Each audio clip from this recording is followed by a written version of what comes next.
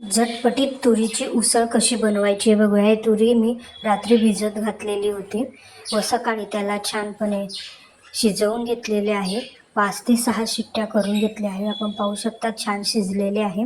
कढईमध्ये आता आपण तेल टाकलेलं आहे. तेल छान असं गरम झाल्यावर त्यात आपण जिरं टाकलेलं आहे. जिरं हे छान असं थोडंसं लालसर झाल्यानंतर त्यात आता बारीक चिरलेला कांदा देखील टाकलेला आहे. कांदा चिरलेला टाकल्यानंतर मंद आचेवरती त्याला थोडं तांबडा कलर येईपर्यंत छान असं तेलामध्ये होऊ द्यायचं आहे. त्यानंतर त्यात बारीक चिरलेले टमाटर देखील आपण त्यात टाकलेलं आहे. टमॅटो टाकल्यावर पण आपण 5 ते 10 मिनटं याला छान मंद आचेवरती टोमॅटो देखील छान शिजू देऊया. या ठिकाणी आपलं कांदा टोमॅटो छान शिजलेला आहे. आता आपण यात मसाले टाकणार आहोत. यात आपण अर्धा चमच हळद टाकलेली आहे, 1 चमच लाल तिखट टाकलेलं आहे, अर्धा चमचा गरम मसाला टाकलेला आहे. आता हे छान असं मिक्स करून घेणार आहोत.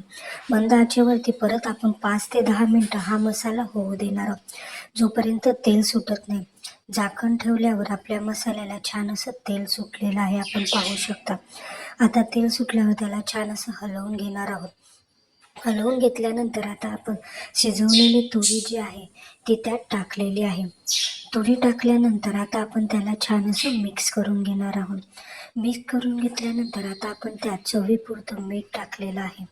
मीठ टाकल्यावर परत आपण छान हलवून घेणार आहोत. तुम्हाला माझी रेसिपी ही कशी वाटली आहे मला कमेंट बॉक्समध्ये सांगायला विसरू नका व बेल आयकॉन दाबायला विसरू नका, जेणेकरून जे नवनवीन व्हिडिओ टाकणार आहे ते सर्वप्रथम तुम्हाला बघायला मिळेल.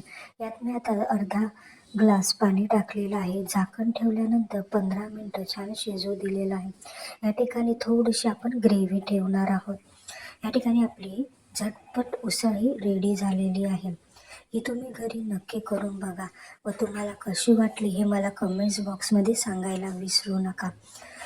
तुम्हाला अजून नवनवीन रेसिपी कोणती हवी आहे ते मला कमेंट्स बॉक्समध्ये नक्की सांगा. Thank you so much.